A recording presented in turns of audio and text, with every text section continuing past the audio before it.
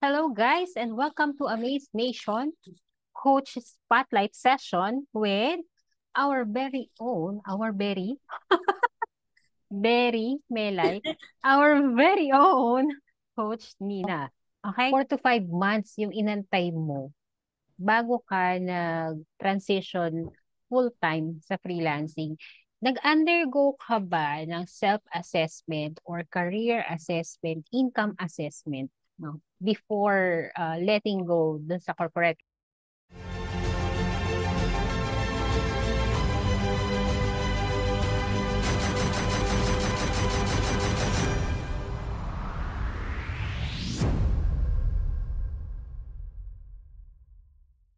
So si Coach Nina, she's been with Amaze Nation for about a year. Tama, no?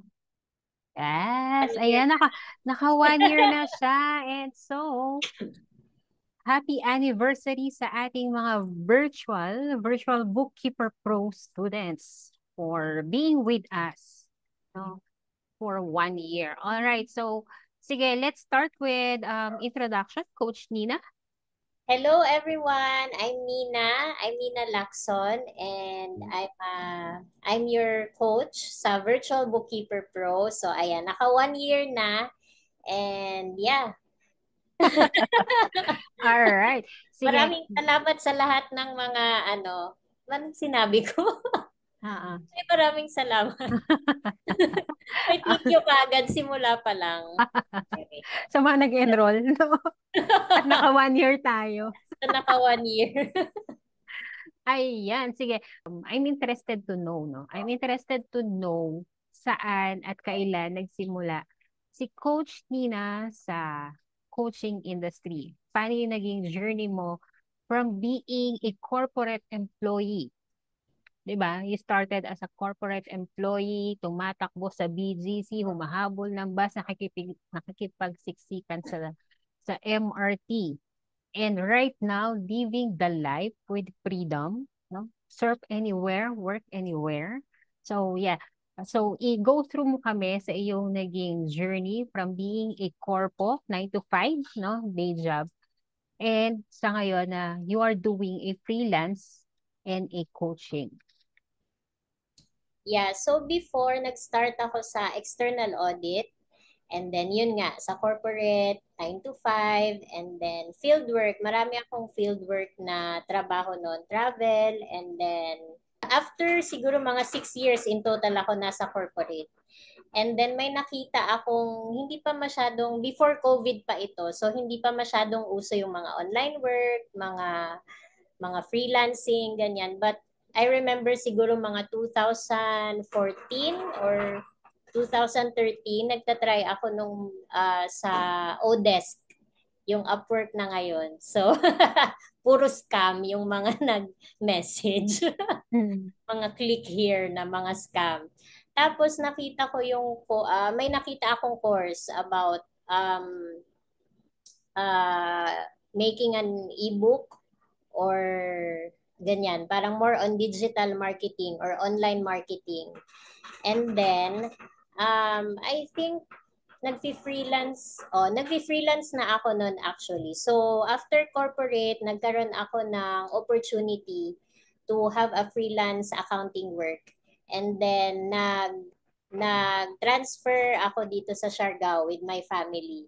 So, during that time, kakapanganak ko lang din, I think, 1 year or 2 years old yung baby ko. And then, yun yung time na nag-transfer ako to online or to freelance work. Ayan. Sige, balikan ko yung sinabi mo kanina, no? Nakakuha ka na. So, ibig sabihin, you are doing a corporate job, pero may freelancing ka na. May mga freelancing gig ka na on the side. So habang meron akong full-time work sa Makati, may nag-refer sa akin na client to do yun, accounting online. So, yung hinahanap ng client is marunong ng zero na accounting software.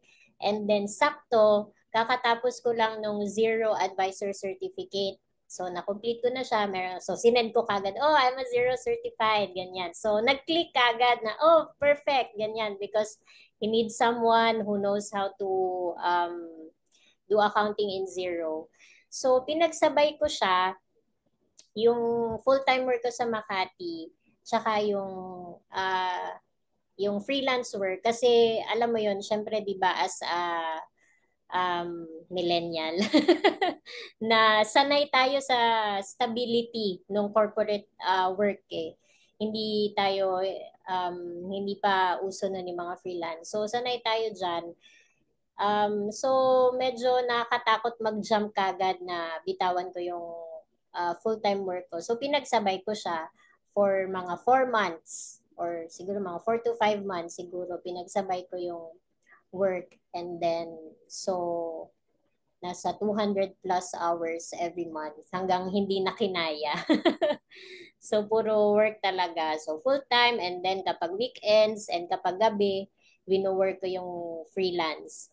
And then after that, nag-decide na ako talaga na mag-focus na dun sa freelance. First, because it will give us the opportunity to live in Siargao kasi yung husband ko din is taga dito.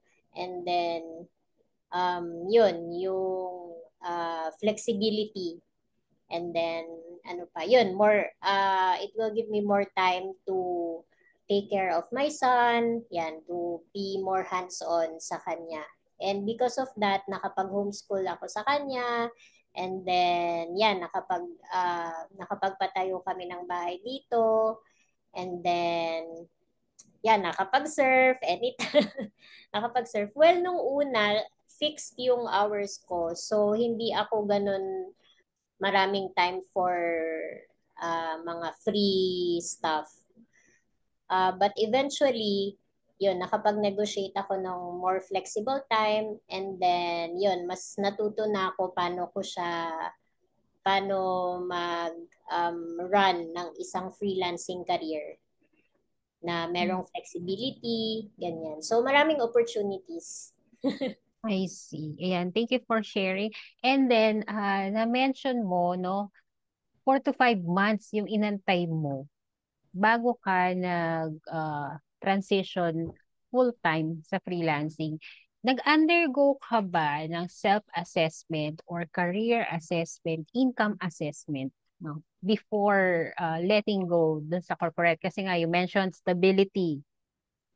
So, ano yung mga ginawa mong or ano yung mga tinake into considerations mo before letting go of that stability? First, yung income. So, minake sure ko na nag-start ako sa client na yon ng hindi pa ganun kataas yung rate.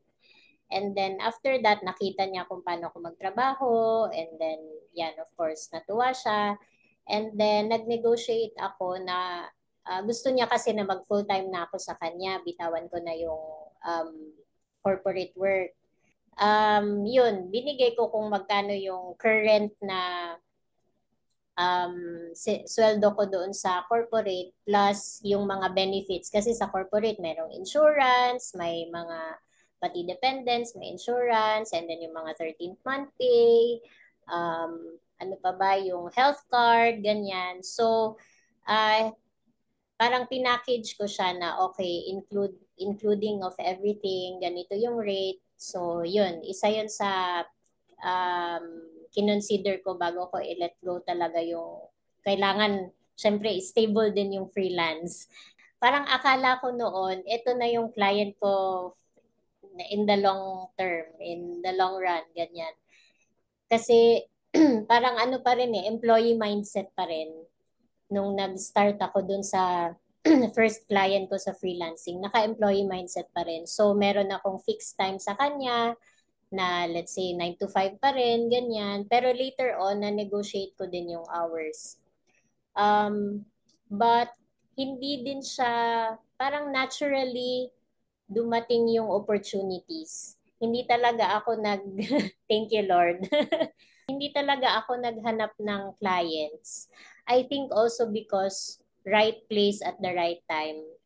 Nung nandito ako sa Siargao, ito din yung time na nagbo-boom yung Siargao as a tourist destination. So maraming mga bagong businesses na tinatayo. So kailangan nila ng accountant for registration ng company, ganyan. And then yun, yung mga usual bookkeeping. So it's a small community, kaya everyone knows everyone. So kapag naghahanap sila ng accountant, ako yung naiisip nila. So, si Nina, accountant, ganyan. Dahil nga, small community lang. And then, parang siguro 2 or 3 lang kaming accountants dito. So, ayun, naturally nagkaroon ako ng mga clients or ng leads. I think also because yung hindi ko siya na-realize, parang later on ko na-realize yung building relationships. Yan. So, always na maganda yung pakikitungo mo sa mga tao, and then yung work mo is pinagbubutihan mo din talaga kasi yung word of mouth is very ano siya, very effective siya in running a freelancing business kasi um, kahit I think sa online is maliit lang din ang mundo, magkakakilala lang yung mga tao, 'di ba? So, ayan, basta pagbutihin mo lang yung work mo. And then, ngayon naman, since I think almost 10 years na din sa or mga 8 years na sa freelancing, um, ngayon ko na-realize na okay, kailangan kong mag-scale up. Hindi lang everything comes naturally. Kailangan kong improve din and hanap ng ibang ways to continue yung mga client relationships, building relationships sa mga um, possible clients, ganyan. Kasi hindi lang, nagkataon lang talaga nung nagsa-start ako siguro na um, yun, maraming mga referrals and nasa tamang lugar ako, nasa tamang panahon. But now, yun, kailangan natin mag-improve and continue finding ways to run the business long term. Yun.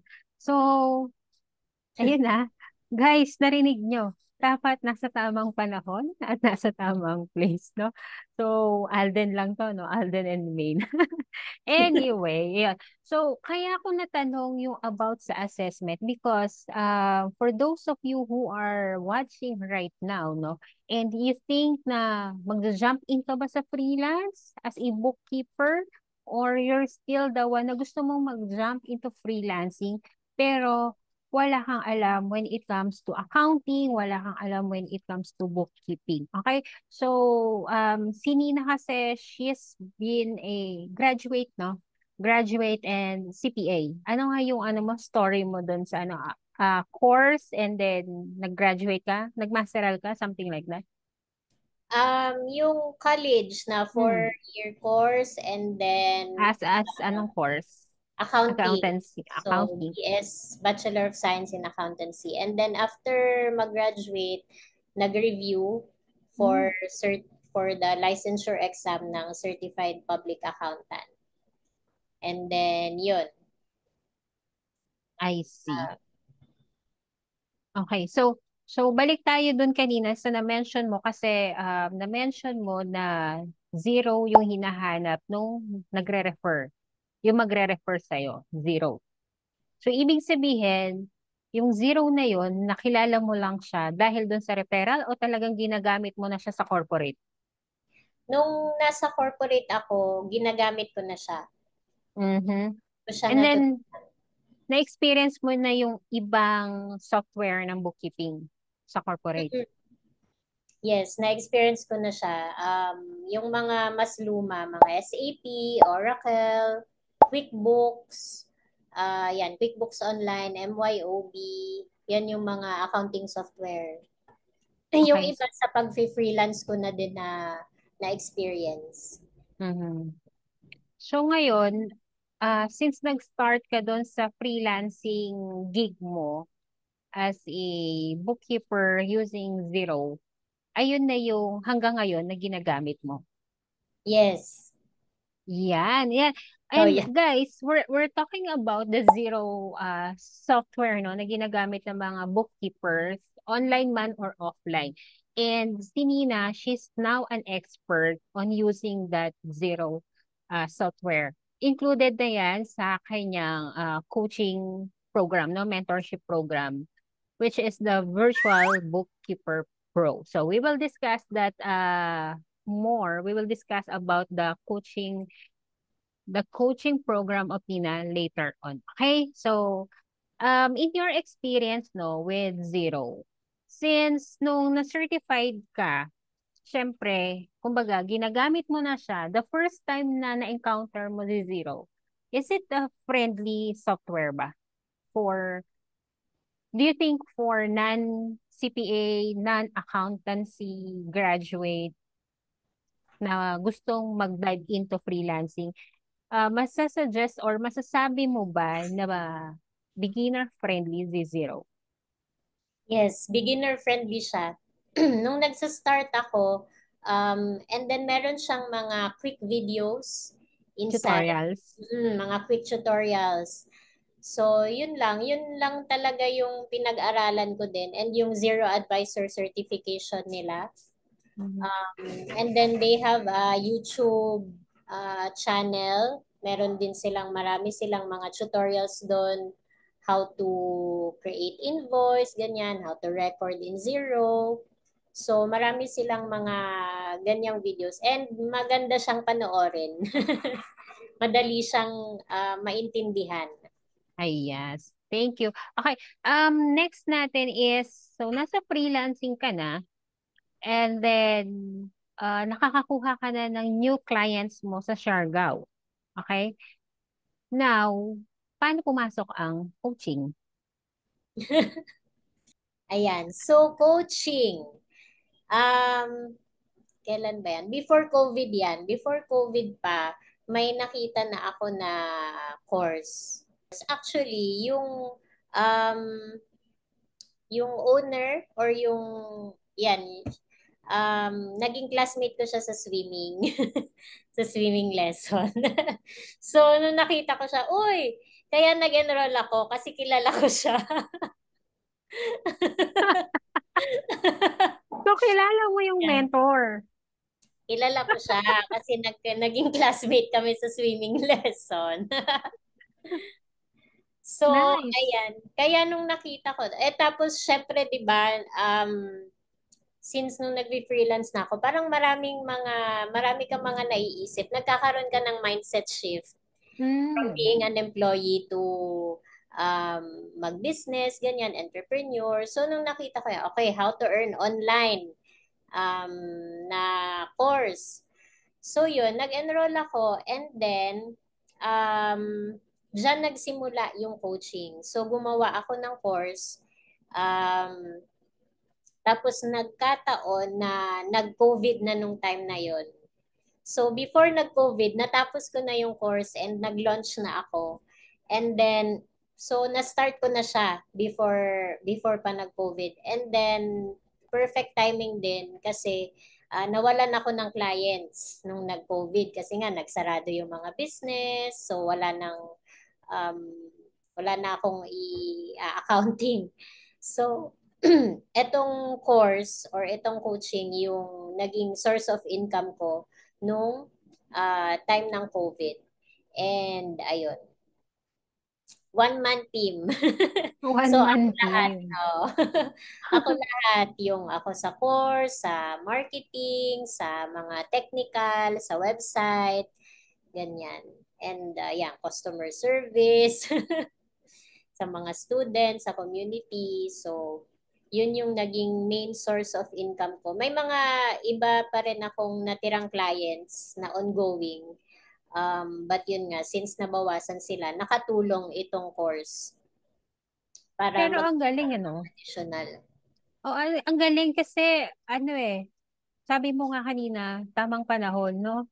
So, Mm, nung nagka-COVID, nawalan ka ng kliyente, pero, kumbaga, nando ka na sa course na inenrollan mo kasi you wanted to expand sana yung freelancing, no? Kumbaga gusto mong mag-diversify, gumawa pa ng another stream of income na Mm-mm. hindi mo ine-expect na magkaka-COVID.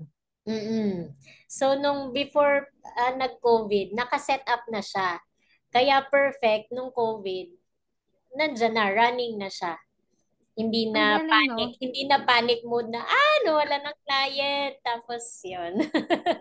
Ang galing din, no? Ang galing ng timing. So, sa mga nanonood, guys, no? Minsan kasi, ano eh, ako believer talaga ako ng ano eh, nag-a-align yung gusto mo at saka sa universe, no? Kung nabasa niyo yung Alchemist, so it's a good read book, no? And I highly recommend to read The Alchemist. Doon yung kasi may kita, guys, yung gusto mo, meron siyang purpose eh. Meron siyang patutunguhan. It's not because of the hype, no? Pero yung sa nangyari kasi kay Nina, naging preparation pala siya, no? Na there will be na magkakaroon pala ng pandemic, and Nina entered into an online course. She enrolled in an online course which teaches how to diversify, no? How to create multiple no? To create multiple online stream. Tama ba? To create multiple income Income stream. income stream. Multiple income stream. Create multiple income stream. Oh, yon. So nakasurvive ka ngayon during the pandemic.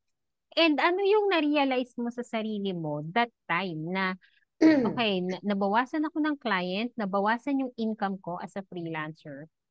Pero right now, kaya ko palang magturo. Hindi pala ako introvert. Charot. Introvert pa. Anong na-realize Ano, mo? ano na-discover mo sa sarili mo during that time na, okay, nagtuturo ka, kumbaga, did you ever felt na ano ba, parang, because of money gagawin ko to, pero hesitant ako, kumbaga, internally hesitant akong magturo kasi it will drain my social bat, kumbaga. Pero kasi kailangan mo ng ano eh, 'di ba? Kapalit doon sa mga naging kliyente mo. So, ano yung realization mo during that time? Or na-enjoy mo ba yung pagtuturo? Yes, na-enjoy ko siya. Actually, nung una, hindi ko naisip na magtuturo ako. Parang kailangan ko lang ng additional income. Pero I think it's also parang God's plan din yan um, na mapunta din ako dito. Kasi nung una, kapag nangangailangan ka din talaga, gagawin gagawin mo ang mga bagay na alam mo yon, ipupush mo talaga yung sarili mo. And magugulat ka na kaya mo pala. Ano yon yung sabi na whatever you put your mind into is it can happen or it's possible. Kasi nasa ano lang natin, marami tayong mga limiting beliefs or marami tayong doubts sa sarili natin. Pero kapag naumpisahan mo, isang step lang a day, isang action lang a day, kahit yung mga maliliit na bagay na ginagawa mo, yun yung nagkakaroon ng malaking change in the long run. Yung mga mag-open ka lang ng isang document, matapos mo lang to for this day. Kasi it can be overwhelming to learn something new. Nung nag-take din ako ng course na to, it's very new to me. I think yun din yung maganda. Yun din yung na-realize ko actually. Maganda siya na zero knowledge talaga ako dito sa course na to. Kasi fresh yung mind ko na mag-take ng bagong perspectives, bagong learnings. And sinet ko talaga yung sarili ko na okay, gagawin ko talaga to. Whereas kung meron na akong mga ideas or meron na akong alam, marami na akong ibang mga nakikita sa feed, parang ang daming distraction sa utak. Mas nagiging ano siya, uh, parang mas nagiging magulo yung utak mo na gumawa ng bagay na mag-take action. So, yun. Maganda na zero knowledge talaga ako dun sa course na yun. Pero nung Parang matanong ko nawala. lang, no? Oh, matanong ko lang, nung nag-take ka ng course na yun lang ba yung first na course na in-enrollan mo o hoarder ka? Yun lang yung course na in-enrollan ko talaga. So, nag-focus ka lang doon sa Naka-focus course na lang yun? talaga ako sa isa. Tapos, hindi na, once, di ba kapag may clinic ka na ganyan, lalabas na sa feed mo, marami pang ibang course. Hindi ko Mm. pinapansin. Kasi sa utak ko parang, ano lang to eh, same lang sila lahat. Depende lang sa akin kung saan ako magpo-focus. Mhm. And kung, Nice. mm, Mm. Kasi we have a lot of viewers now, no? Na, ano yan eh, kumbaga, ayun nga, sa dami ng nakikita nila, gusto kong maging VA.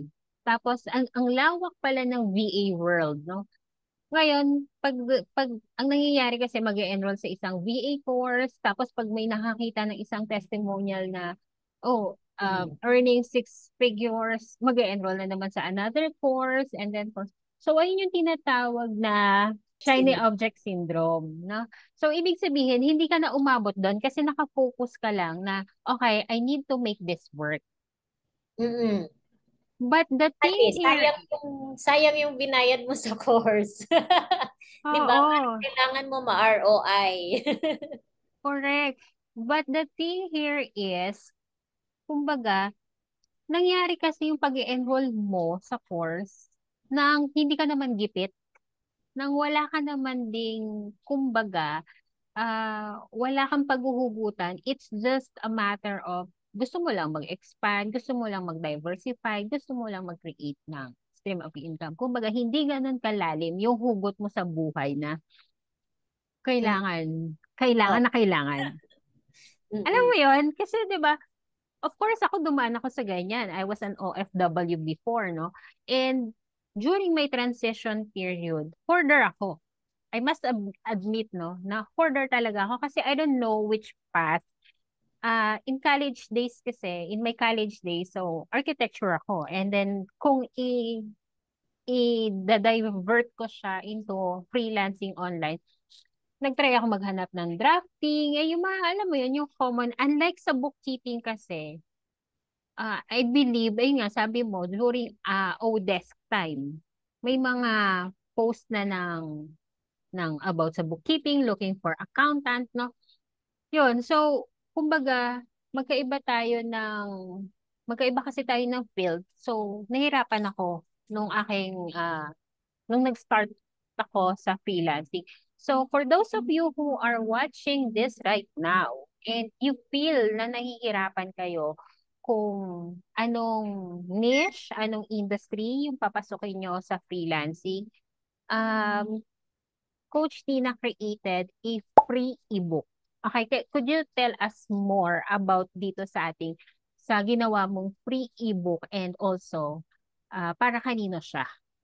Okay, so I created a free ebook which is perfect for those aspiring online bookkeepers, or so it can be for non-accountants or accountants already na gustong mag-work online as an online or freelance bookkeeper. So in this free ebook, I shared how I started, ano yung strategy na ginawa ko to start working from home or start working as a freelance bookkeeper. Ano yung mindset na meron ako nung time na yon nung nag-start ako mag-freelance. Ayan. Ayan. So, we will be putting the link of Coach Nina free ebook sa description box below, guys. You can simply click the link doon sa ating description box for you to get yung copy ng free ebook. And who knows, no? Baka ito na talaga yung path na para sa'yo. Again, this is for non-accountants, no? Ibig sabihin, hindi ka nag-take ng course ng accounting, hindi ka graduate, hindi ka licensed. So, pwedeng-pwede to sa'yo. Tama? Yes. Yes. Yes. Zero Ayan. accounting background or accountants or kahit accountants na. Mhm. So, that means, um, kung talagang gusto mo sa freelancing, you really have to be willing to learn. Yes. Kasi yung nangyari sa'yo, galing ka na sa industry talaga ng accounting, bookkeeping, no? Ngayon, kasi there are people right now who's looking for an online gig, online job, or online career, no? Na they wanted, lalo na yung mga OFWs natin na gusto nang umuwi for good and then they don't know kung paano sila mag start. Pwede ba to sa kanila? Wala akong experience sa ganyan. So this free ebook will guide you on how you can take the first step, no? Even without the background, even without the experience. And congratulations kung meron kang experience sa accounting and sa bookkeeping, no? And this free ebook also will help you naman how you can shift from traditional to online. Okay? So if you are looking for time freedom, sawa ka na dyan sa mga office mismo, sawa ka na sa office politics, sawa ka na mag-commute, or ayaw mo nang magtrabaho abroad and you wanted to go back home, no? To be with your family, to be with your kids, and you feel na kaya mong gawin yung bookkeeping, kaya mo siyang aralin, kaya mong gawin, no? And yes, so grab the free ebook at nasa baba ang ebook link. Okay? Now, now that you are here in our coaching industry, nandito ka na, nasa Amaze Nation ka na, nakaisang taong ka na with Amaze Nation. How was it? How was it? It's very fulfilling. And hindi ko akalain na magtuturo ako. Yun, like what I've mentioned earlier. Hindi ko akalain na yun, magtuturo ako. Pero it's something na masaya akong gawin, especially kapag nakikita ko yung mga students na nagkakaroon sila ng clients. So nakakatuwa. Nakakatuwa na in my own simple way, um, nagkakaroon ng transformation or ng change sa mga buhay-buhay nila, di ba? Ayan, matanong lang din natin, no? Lahat, kumbaga, right now, how many students you have inside the Virtual Bookkeeper Pro community? Nasa around ilan na sila? Hindi ko sure. Hundreds? Nasa 200 siguro. Nasa 200. So, more or less, you have 200 students right now. And hindi lahat yon is my accounting experience. Hindi lahat license. Hindi lahat college graduate for sure. Hindi lahat bata, no? Because I've seen some of them senior, no? Young at heart, kumbaga, sinasabi natin, young at heart. May mga stay at home mom and I know merong business owners. Tama?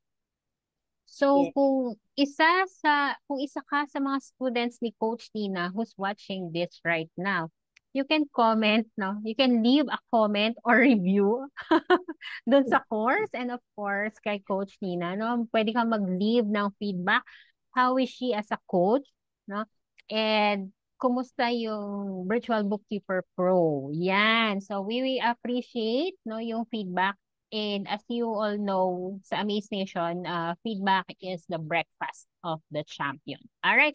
So now, let's move forward.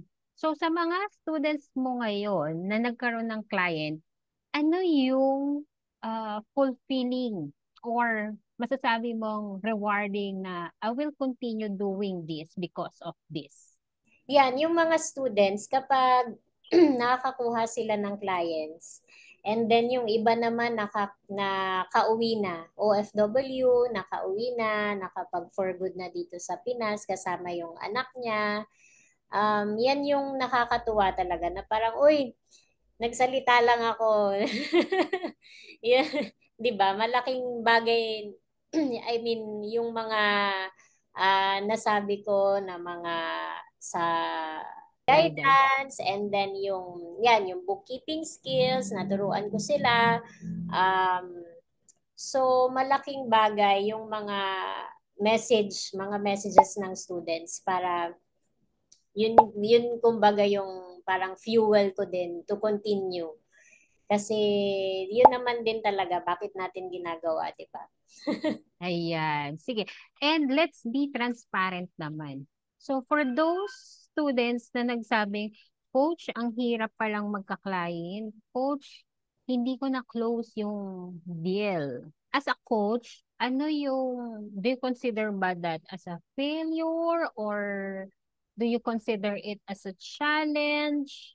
Anong usual na senaryo kapag may mga ganyang feedback galing sa students? Mm-mm. It's all part of the process. So, walang nakakuha ng client na hindi nagkaroon ng rejections.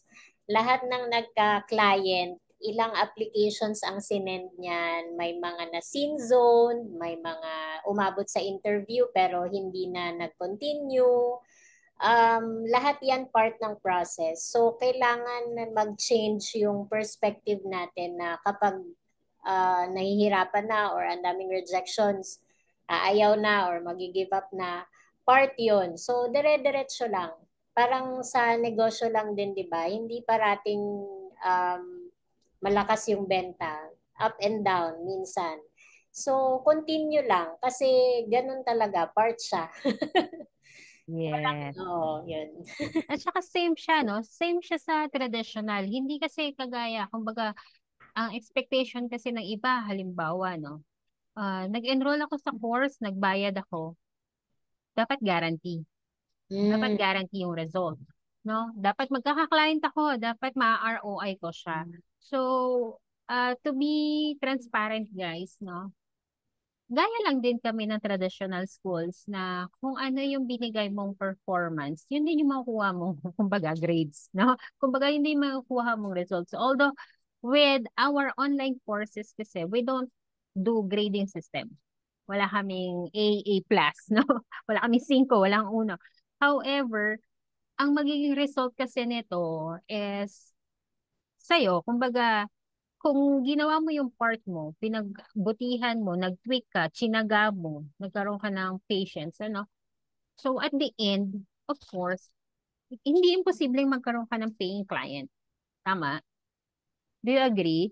No? yes, Pero correct. kasi there are people na after 5, actually gumawa nga ako ng poll niyan eh, na kung kailan kayo nagsasubmit ng application, kailan kayo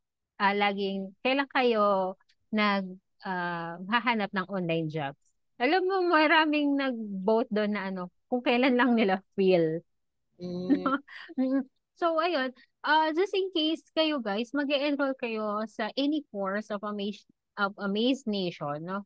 Make sure na you will do your part as a student. Kasi hindi magic pill yung course na kapag ka nagbayad ka, nag-enroll ka, so magkakaroon ka na kagad ng instant client, no? You really have to learn the skills first, and of course, you really have also to learn how to market yourself or how to acquire clients, no? How to retain clients, and of course, how to upsell yung iyong skills. Make sense? yes, correct. And nagsa-start siya also in creating habits.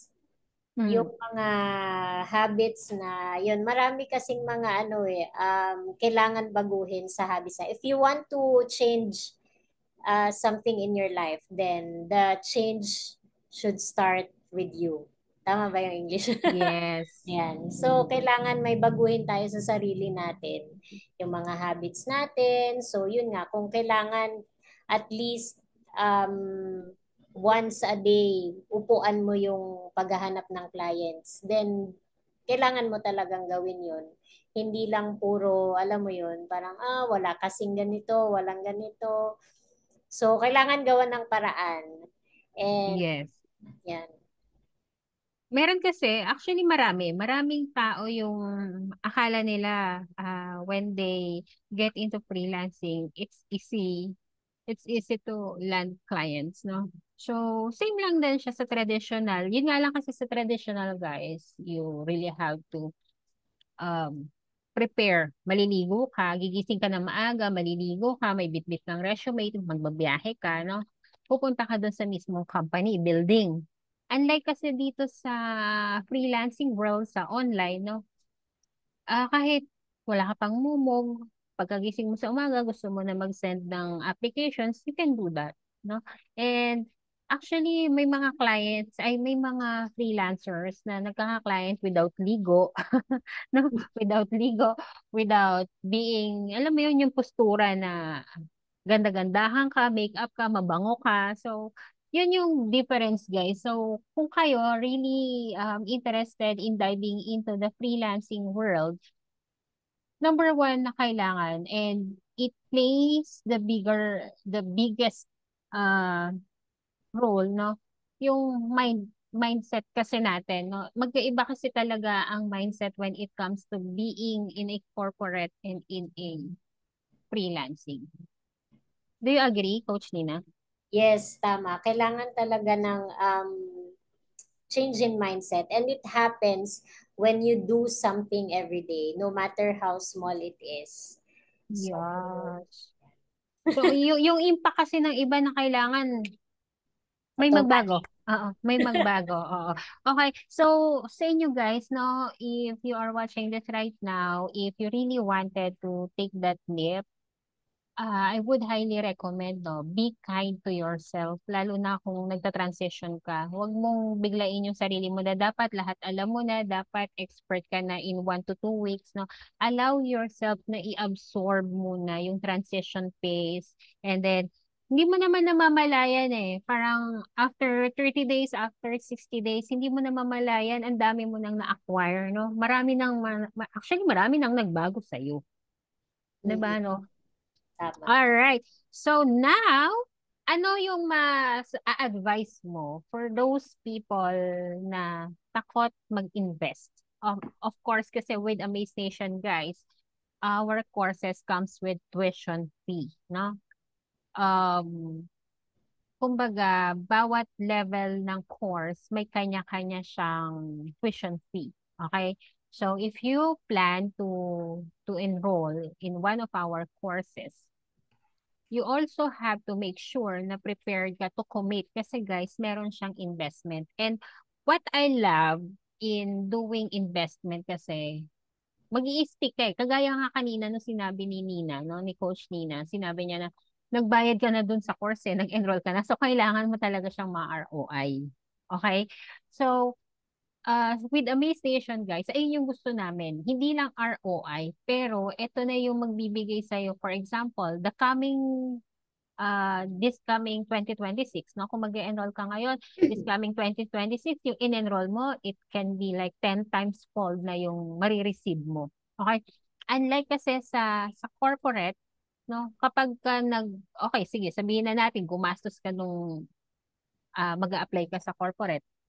Yun nga lang, it will take you years, no? Para magkaroon ka ng increase.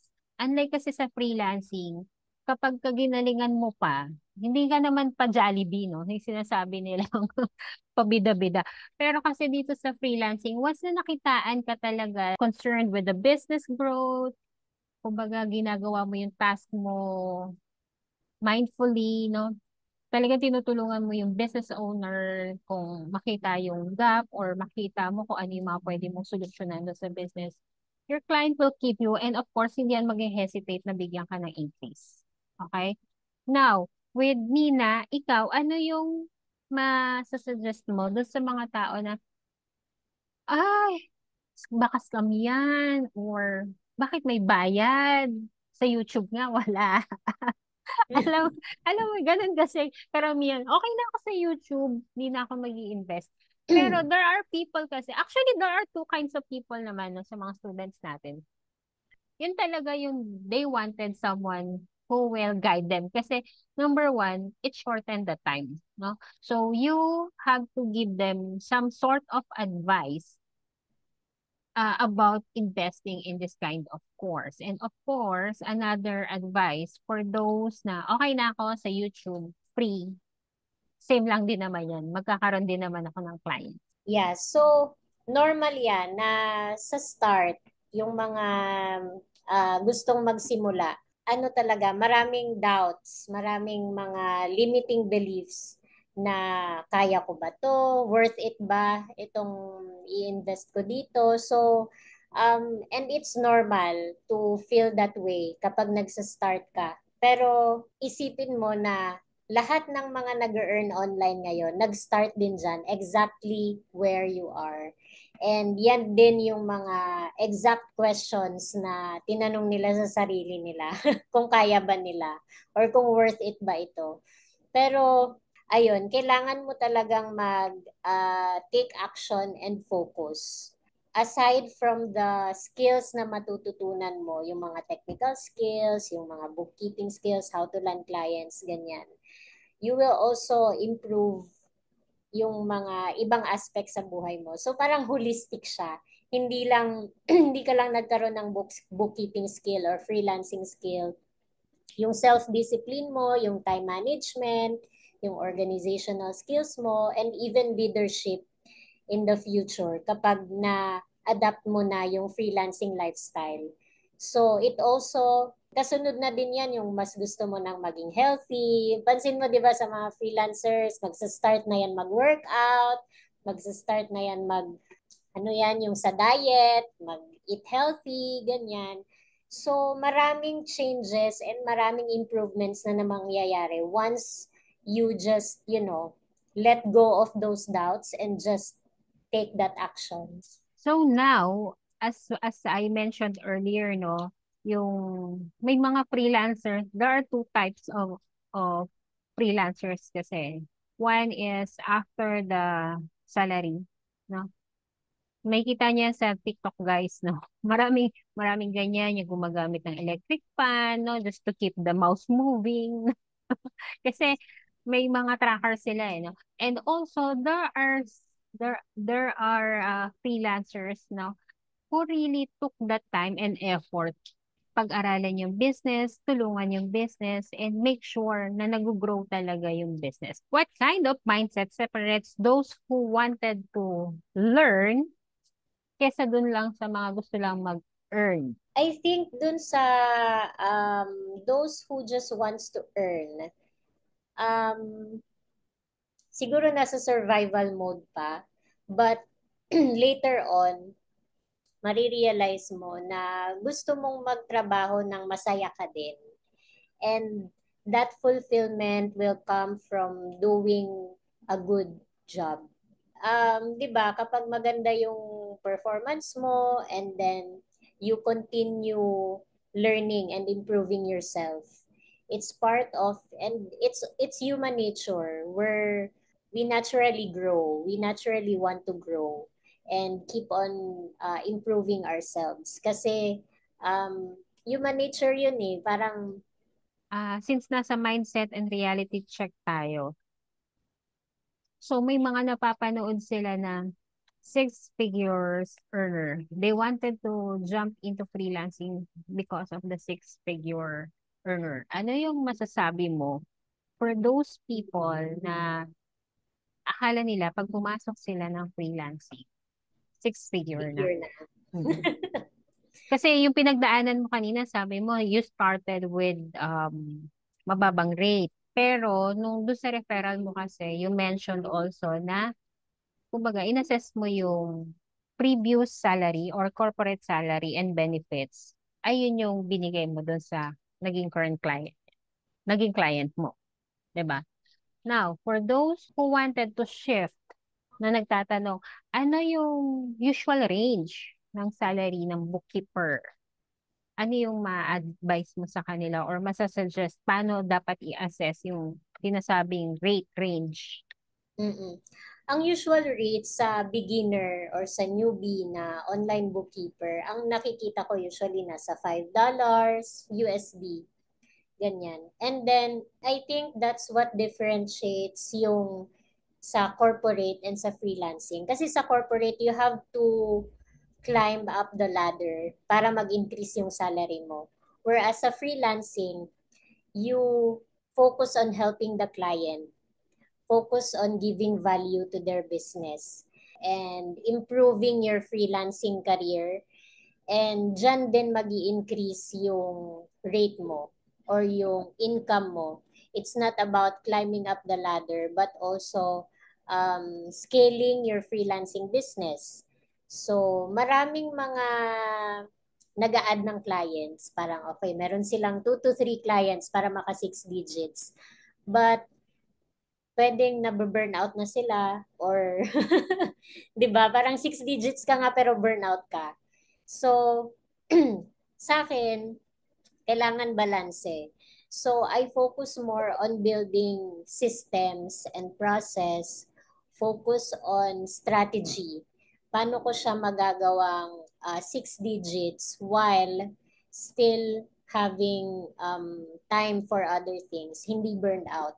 So it's possible. Kasi yung iba siguro akala feeling nila kailangan mag-add ng clients para mag-increase ng income, 'di ba?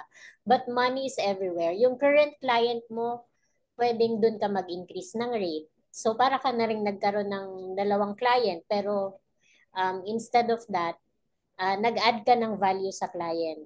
So that's why pwede na manggaling siya sa another skill or more on leadership role. So keep on improving yourself and yun, maraming opportunities na dadating. Nice. Yeah. So, ayan, good advice, no? And if you guys really wanted to dive into freelancing and you still have more questions, you can leave a comment down below and sasagutin namin siya and we will try our best to help you out if the freelancing world or the bookkeeping, online bookkeeping is really the best online career path for you. Now, and as we move on, Coach Nina, would you mind to introduce sino si Virtual Bookkeeper Pro? Okay, so Virtual Bookkeeper Pro, this is a course for aspiring online bookkeepers, whether you're non-accountant or with zero accounting background, or whether you're already an accountant who wants to transition from traditional or corporate to online work. So this is a course na where I made bookkeeping simple and doable with guidance on the lessons and actual practice materials, and of course the support from me and the community. So guys, if you are really interested, no, in learning bookkeeping even without the experience, without any background, hindi yun yung college course mo, hindi yun yung never ka naka-experience sa corporate life mo, no? You just wanted to have an income stream online na pwede mong gawing work from home, pwedeng work from anywhere. And this online bookkeeping might be a perfect online career path for you. So if you have any questions and if you need some clarifications, paano ka namin ma-enlighten, no? Kung kung talagang gusto mo dito, kaya lang you have hesitations, you have doubts, no? Just leave a comment down below and yeah, isasagutin namin yan. So, last word coming from Coach Nina, no? For those na umatenda ng webinars mo, pero nag-hesitate, no? Nag-hesitate sila to jump in, but then mas strong kasi yung excuses no, kaysa sa why. So, yun, ano yung ma-advise mo sa kanila since you've been in the coaching industry for like ilang years na? 3 years? O, mga ganyan. Yun. So, if you've been in the coaching industry for like around 3 years, no, and you have seen a lot of people oh, gusto ko to, parang okay to, kaya lang, oops, wait, hesitant ako eh. So, ano yung best advice, no, mabibigay mo sa kanila? So, if you are having these doubts, if you're still questioning yourself, yung mga nag-earn na ngayon also started from where you are right now. Exactly the same questions, exactly the same doubts, and kailangan mo lang mag-take action. Focus and take that first step.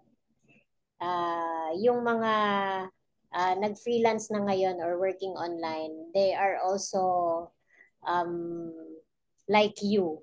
but they are curious enough to take that first step. And yun. And took the risk. No? Yeah, took the risk. Yes. All right. So feel free to invite everyone to join the Virtual Bookkeeper Pro. And yeah, guys, the enrollment for the mentorship program of Coach Nina, it's open 24/7. And you go ahead, Coach Nina, invite them to be part of your exclusive community. Welcoming you to Virtual Bookkeeper Pro. So this is a course designed to make bookkeeping simple and doable. There's a community, there are guided lessons and mentorship. So if you're waiting for a sign, this is it. Your goals are worth investing for, and your skills are worth investing for also. Click the link to enroll. Yes, Click lalagay natin the yung enrollment link. Oo, lalagay natin yung enrollment link sa ating description box below. Also, we have the free ebook link na nakalagay sa description box below. So this free ebook, it can help you no to get started with the online bookkeeping. Pwede yan sa kung kailangan mo mag-self-assessment muna if this is really the online career path for you, then you can go ahead and grab that free ebook. And also, kung ready ka na to join the Virtual Bookkeeper Pro or VBP no, ni Coach Nina, and you are ready to join us sa aming mga in-person meetups, then you can go ahead and proceed with the enrollment, and the link ay nasa description box below. All right. Thank you again, Coach Nina. And it's been a journey for we've been together, we've been working for 1 year na. year. For 1 year na and looking Congrats. forward, no? And looking forward. So, my last question is, nakikita mo pa ba yung sarili mo na nagtuturo in 5 years from now? Yes, I think so. Basta marami pa tayong natutulungan, maraming nagkakaroon ng clients as an online bookkeeper. So, let's do it. Yes, and also of course the opportunity, no? Kasi alam mo yun, yung bawat generation bawat taon may mga new generations na first time lang nila nakikilala ang virtual assistant, ang freelancing, no? And yes, guys, we've been Amaze Nation started way back 2018 pa, no? So, we started teaching since 2018 and right now we have more or less 20,000 students na. So, if you are asking if we are legit, you can check our social media and then our Google review, no? Para sa mga testimonials ng aming mga students. And again, thank you, Coach Nina. And Thank it's been a you. pleasure, no? Talking with you in this rainy afternoon. All right. Okay. Thank you. Thank you. Thank you. Yes. Bye.